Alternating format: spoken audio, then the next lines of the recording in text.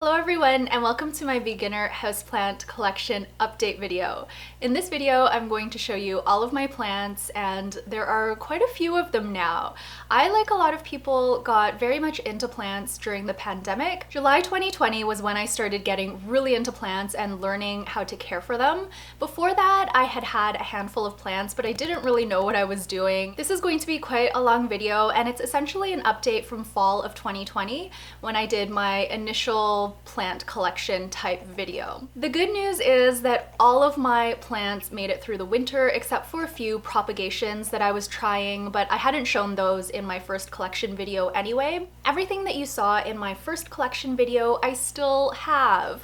Some of them though aren't doing great and I will point those out to you. I'm gonna try to go in roughly the same order, and what I'm gonna do is I'm gonna group all like plants together, and I'm basically gonna go from the date I added the plant to my collection. So the first two that I want to show are these amazing plants. I love them so much. They are, of course, spider plants. These are the oldest plants in my household. I've had both of these plants since January 30th, 2019. And we've gone through some ups and downs. These are the two spider plants I almost killed because I had decided that I was going to try to take good care of my plants, which meant watering them every week. And these two do not need water every week, but I learned my lesson and now I've become more of an underwaterer than an overwaterer, which has been serving my plants pretty well. So these two are my original spider plants. They're very different in terms of the shape and size. So this one is technically bigger, but this one is more full. Let me put this one aside because I have less to say about this one. Just know that I love both of these so much. I really adore these plants. So this plant here I wanted to talk about a little more because you might notice that there are quite a number of babies hanging off the plant. I see 4 big babies right now that I can propagate very soon. This one is growing very nicely. This plant has been incredibly generous with its babies. I have gotten 4 individual spider plants out of it already. So this one here is doing quite well. It's very full. I also have this one here, which is incredible because this started out as essentially 3 little baby leaves. This was a propagation experiment. I had no idea if I could propagate these 3 teeny tiny leaves, and look how much it's grown. I'm very proud of this one. And these are the 2 other little spiderettes that I propagated just earlier this year, actually. So they haven't had a lot of time on their own yet, but I'm very confident that they're gonna survive because spider plants are just so easy to propagate. The other 2 spider plants I have are little babies, but they have grown so much since I got them. They are doing pretty well. I mean, the leaves are still very thin and flimsy, as you can see. I guess it's in its adolescent stage, but I'm hoping that the new leaves are gonna grow thicker and stronger. Spider plants are definitely a very easy beginner plant, and they're also very rewarding when they start to put out babies. I don't think I would buy any more just because I do have one that is regularly producing babies, and I've got 8 spider plants in total already, plus another 4. It's gonna give me 12. So I think I have enough spider plants in my collection, but I do really love them. The next plant in my collection is an orchid. This was a gift from a friend and it had beautiful blooms when I first got it, and it hasn't flowered again since in my care. I don't really mind though because I do love just the pop of green. New leaves are growing in. It's got 2 really beautiful aerial roots, so I'm just going to continue along and not worry too much that it's not flowering. This beautiful plant was also a gift from a friend, and this is of course a snake plant. This plant has experienced a lot of growth in this area since I repotted it. Lots of little leaves coming out. I count 1, 2, 3, 4, 5, 6 leaves. This side I haven't seen much change to, but definitely lots of growth in this area here. This one is also stunning, and I haven't really seen much growth with this one, I don't believe, although I did measure it a few months ago, so maybe I'll measure the height to see if there's been any change. range. I really do love snake plants though. They are so easy to take care of, and I can definitely see myself adding more to my collection just because they are so simple and I think they're beautiful. There are also different varieties of snake plants, so as you can see, these two look completely different. This plant is an Aglaonema, and it is the first plant that I bought when I started getting into plants during the pandemic. So this was very much out of my comfort zone, but I tried to read a little bit about it when I was in the store and it seemed reasonably easy to take care of, so I went ahead and purchased it. It has been very easy and low maintenance, but this one in particular, it's just been losing a lot of leaves. So I'm gonna read more about it to see if I can find out the cause. But this is a really beautiful plant. The leaves are stunning. They're very soft. This here is my other Aglaonema, very different in terms of the color. This is called Sparkling Sarah, and I think the other one is called Stripes. This one is doing so well. It's very full. It's growing very well. It very rarely loses any of the bottom leaves. I think maybe there's only been 1 or 2 that have fallen off since I've gotten it. And it's just a very full plant, as you can see. This one I was actually more worried about at the beginning because I had read that this color variation needs more light, and I don't have a whole lot of light in the condo. But I've been pleasantly surprised with this one. And this plant is actually the reason I want more Aglaonemas in my collection. They're just so beautiful and there are so many different color varieties. The next plant I want to talk about is this one here, and it is the ZZ plant. This is a very beautiful, low maintenance plant. I feel that these plants are more stunning in real life. The leaves are just so beautiful. It looks almost like a fake plant. It's also a low light plant, which is why it's doing very well in my condo. I'm not sure if I would add more to my collection, maybe 1 more if I want to put it in the bedroom. The next big category of plants is a category that I love. I think this is my favorite plant because it's just so easy and very rewarding to grow, and that is Pothos. I love these plants so much. As you can see, they are very full and luscious. This was my first one. It's a jade pothos and it's just gorgeous. This one does have mealybugs though, still. I haven't been that diligent about trying to get rid of them, but I'm going to make more of an effort. I'm gonna put this one back because there are a lot of plants around me and I'm just nervous about it infesting my other ones. The second pothos I added to my collection is this neon pothos here, and this is probably my favorite out of all of the pothos that I have just because it is stunning. I mean, look at the color. It also grows really fast and it's become quite a full plant. So this one I have also propagated and I've gotten 3 babies out of it. This is the first baby from my neon pothos, and I propagated this one pretty much right after I got the mother plant. So this one is doing very, very well. I also recently propagated 2 more neon pothos from a couple of the vines from the mother plant. These ones are still rooting, but I think this one is definitely going to make it. This one is still very new. I propagated it maybe a week and a half ago.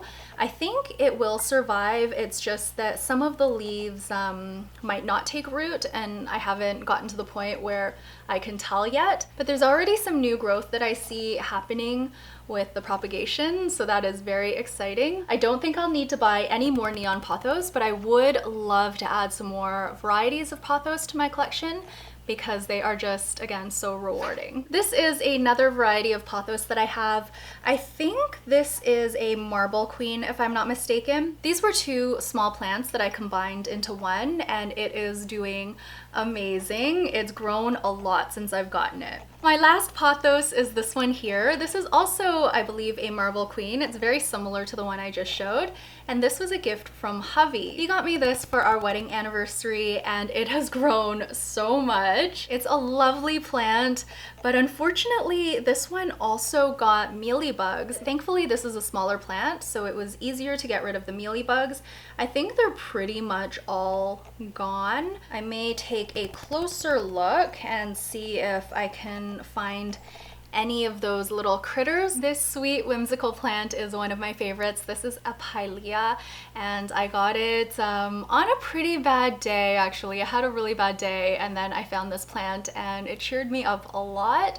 So this has been growing very well. It's quite full now, as you can see, and there's also a little baby that is coming out on the side here. I think it says to propagate the babies when they're about 3 inches, so I'm going to wait a while and just let it grow alongside the mother plant, but I really love this plant. I'm not sure if I would add another one to my collection. I kind of love that I just have one, but it's such a beautiful whimsical plant that if I see one at a good price, I might be tempted to get it. Here is my peace lily, and there is currently a bloom, the first one of the season. I had a moment with the peace lily last fall where I wasn't sure if it was gonna survive. It was just after it had bloomed so much in the summer and a lot of the leaves were dying off. I had to cut away a ton of leaves and the plant was looking really bare and sparse, so I wasn't sure if it was going to make it, but it has really bounced back.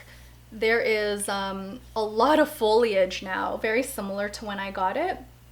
So I'm really happy that it's doing so well. My English ivy is one of the plants that isn't doing so well. It was getting really sparse on the top here and just drying out in terms of the vines. So I pruned it back a ton and I tried to propagate it, but the propagation didn't take. And the couple of vines that did take, they got spider mites. So I ended up putting all of that in the organics bin. Fortunately, the mother plant does not have spider mites, but it's not super healthy. There's a lot of new growth since I cut it back, but this is not one of my favorite plants. I do enjoy cutting off some of the vines and putting them in water and just having them as like decoration around the condo, but there aren't that many vines left. I've trimmed it back so much. I don't know if this one's gonna make it much longer than one more winter, but I'll see. I'll keep trying to take care of it. I've always loved English ivy, so I was excited to get this one, but I think I'm good with just having the one and the one experience. I don't need to get another one, and even if this one doesn't make it, I'm not gonna replace it with English ivy. This here is my inch plant, and I really love this one. It is so beautiful. The only issue with it is that I decided to top up the soil, and I ended up topping it up with some bad soil that was, it had a lot of like active mold in it. The plant survived, but I did lose part of it. And some of the leaves do have kind of like dry bits on them, and I think that was due to the bad soil.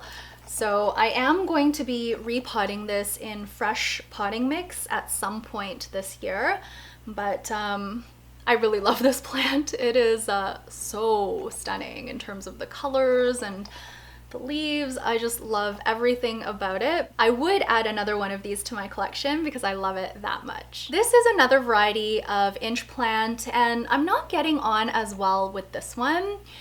It's very beautiful on camera, but in real life it's just very delicate. I've kind of put all of the vines on top because it's very sparse on top.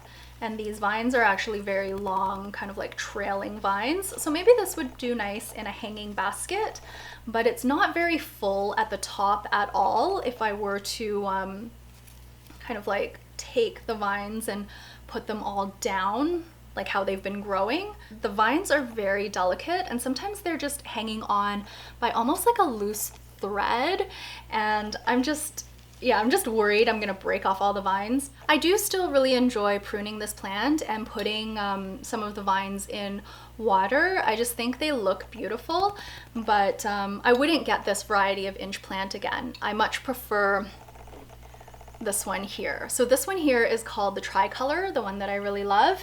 And then this one here is called the Zebrina. Here is my Parlor Palm, and this one has actually done better than I expected. I thought because the winters here in Toronto are so cold and dry, I really thought it would get spider mites or like dry out completely, but it's survived reasonably well. That being said, I'm not that excited about this plant. I like it, but I wouldn't go out and get another one. It doesn't do much. It's a very slow grower, and you can't really propagate it. It just kind of sits there, and I feel very similar to the English ivy, that it's just a little more care than it's worth. So I won't be adding more of these to my collection, but of course I want this one to survive. I do like all of the foliage. It's very pretty. It adds a lot of green, and it adds a tropical vibe. This plant here has been such a nice surprise. This is a philodendron, and I originally bought this because I was curious about how differently it grows compared to the pothos. And while this is a different plant, there are a lot of similarities in terms of the ease of care, the hardiness, and the vining nature of this vining philodendron. So this one here is the Brazil variety, and I just love how each of the leaves is different. I didn't expect to love this plant as much as I do, because originally when I got it, I was a little bit hesitant. It didn't look like it was in great shape. It looked really, I don't know, a little bit sad when I got it. But now I just love it. It is very viney. It's grown a ton since I got it. And it's also a very low maintenance, easy plant. There are a ton of different varieties of philodendron. Some of them are vining and some of them aren't. So I need to look into what other varieties are easy to care for. But I really love this plant. I think this is actually one of my favorite plants in my entire collection. Another plant that has been a surprising favorite for me, one that I've loved more than I initially thought I would when I bought the plant, is this one here. This is a Schefflera. It's also called the Dwarf umbrella plant. The one I have is not variegated. It's just like this beautiful jade green. Very, very lovely plant. It's a very fast grower, and I love seeing the little baby leaves come out because they're just so cute. These little like octopus leaves coming out. So tiny, and then they become full grown. Lovely, lovely plant. It's very rewarding to care for this one as well. This is our Ponytail Palm. I love this plant so much. Hubby and I bought this on our wedding anniversary. We went to the plant store together and we picked out this one. It is stunning. It's doing pretty well, but as I mentioned in the beginning of the video, I'm more of an underwaterer than an overwaterer, and I definitely underwatered this one because I saw that there were quite a number of brown leaves. So I've amped up the watering schedule. I still only water it about once a month, but before I was watering it every 45 days, so I think that was a bit too long. But it's still got tons of green leaves, very full, lots of foliage, still makes a beautiful sound. So I really do love this plant, and I hope it survives many years. This plant here is my Lucky Bamboo, and it's in the Dracaena family. I do love this plant, but this is another victim of the bad soil.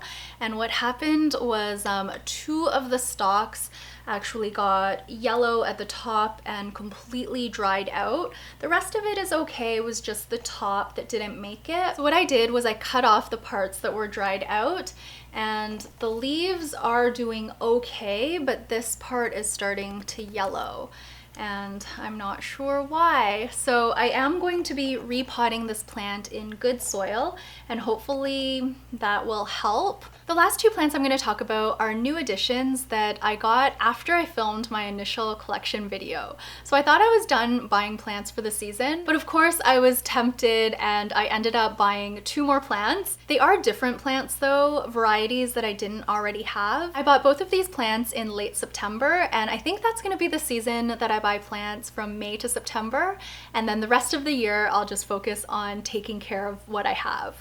So here is one of the plants that I bought. This is a Fiddle Leaf Fig, but it's a little tabletop one. It's super cute. I love it. It doesn't grow much though. Since I've gotten it, it's dropped maybe 1 or 2 of the smaller leaves that were in the bottom here, and I don't think it's grown at all. But it has survived, so that's good, because I have read that Fiddle Leaf Figs can be a little bit fickle from time to time, and I actually don't have that much light in the condo, so I'm happy it survived the winter. but I'm eager to see some new growth. The leaves do get super dusty and I did wipe them recently, so maybe that'll help. This is the last plant I have to show you, and this is of course a money tree. So this plant I got in late September. I saw it at a grocery store. It was a very decent price and it was in quite good condition, so I decided to go ahead and buy it. It's very easy to take care of and it's actually grown quite a bit since I got it. I really do love this plant, and I don't think I would buy another money tree just because I feel like one is enough. But I'm super happy I got this one. That is going to be it for my plant update video. I hope you enjoyed it. I'm excited to see what other plants I'm going to add to my collection this year. I'm gonna try to be a bit more selective because I'm running out of room. And it does, of course, take time to take care of plants, but I do find it a really rewarding hobby. And I'm looking forward to hopefully adding a few more varieties to my collection. Maybe some that are a little more difficult to take care of than pure beginner plants. I mean, we'll see how it goes. That is going to be it for this video. Thank you all so much for watching. Please let me know down below if you're into plants and what some of your favorite houseplants are. I would love to hear some recommendations or some of your thoughts. That's going to be it for today. I'll be back very soon with another video. Until then, please take care and bye for now.